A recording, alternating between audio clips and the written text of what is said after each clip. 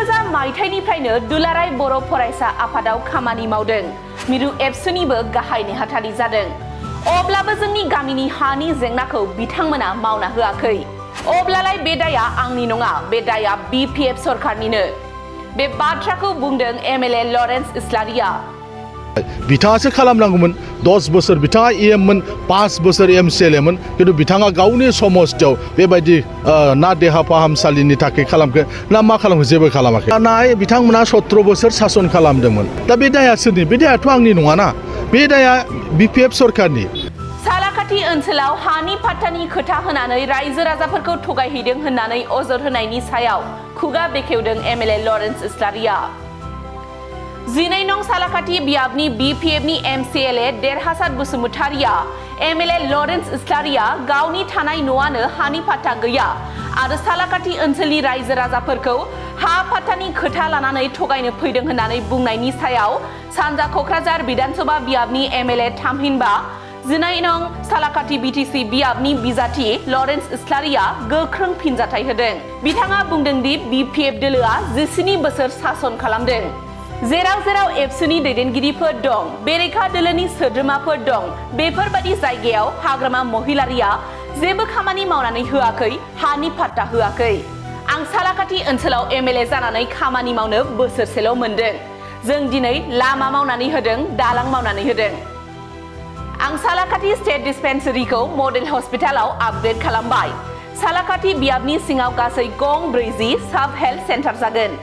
बेफोर खामानिफोरखौ 10 बोसोर EM जानानै 5 बोसोर MCLA जानानै देरहासार बसुमतारियासो खालामनांगौमोन होननानैबो बुंबावदों MLA लरेन्स इस्लारिया।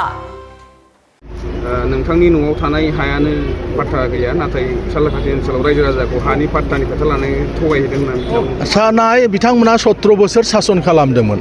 आंनि बायदि गामिखौनो जुदि मावना होआखैबा, आङो दुलाराय बर' फरायसा आफादाव 2000 मायथाइनिफ्रायनो आं खामानि मावदों। आङो मिरु आबसुनि गाहाय नेहाथारि जादों। अब्लाबो जोंनि गामिखौ बिथांमोना मावनानै होआखै। दा बे दाया सोरनि? बे दायाथ' आंनि नङाना, बे दाया BPF सरकारनि। बिथांमोना जोंनि बायदि गामि जेराव जेरावनाखि जोङो फरायसा आफाद एबसुनि दैदेनगिरि दङ, अपोजिसन पार्टिनि लिडारफोर दङ, अपोजिसन पार्टिनि सोद्रोमाफोर दङ, बेफोरबायदि जायगायाव हानिबो पाट्टा मावना होआखै, लामा दालांबो बानायना होआखै। दा जों सरकार फैनायखाय दिनै जोङो जोंनि गामिजों लोगोसे गुबुन गुबुन गामिनि जायफ्रा हानि पाट्टा मोनाखैमोन, जों बेखौ मावनानै होदों। जों दिनै लामा बावना होदों, जों दालां बावनानै होदों। बिथाङा 10 बोसोर EM-मोन। दिनै सालाकाथियाव जे हस्पिटाला जे देरनांगौ, बिनि थाखाय जेबो खालामाखै। आं मात्र बोसोरसेल' मोनदों सालाकाथि ओनसोलाव MLA जानानै खामानि मावनाय। दा सालाकाथिनि स्टेट डिस्पेन्सारिखौ आङो दायो मडेल हस्पिटाल CHC-आव आङो बेखौ आपग्रेड खालामना होबाय। खुरसा खाथियाव दायो साब हेल्थ सेन्टार जागोन। धोरोमपुराव दायो साब हेल्थ सेन्टार जागोन। निउ बासबारियाव दिनै साब हेल्थ सेन्टार जागोन आरो ब्रह्मपुरावबो दङ। दा बेबायदि सालाकाथि समस्थियाव 4 साब हेल्थ सेन्टार आरो सालाकाथिनि जे हस्पिटाल, बेयो मडेल हस्पिटाल जाबाय। बिथाङासो खालामनांगौमोन। 10 बोसोर बिथाङा EM-मोन, 5 बोसोर MCLA-मोन, खिन्थु बिथाङा गावनि समस्थियाव बेबायदि ना देहा फाहामसालिनि थाखाय खालामखो ना मा खालामखो जेबो खालामाखै। दिनै बालाजान्थिनालि कालिफुख्रि बासुगाव थांनाय लामाखौ दिनै आं आसाम मालायाव सोसनना होदों।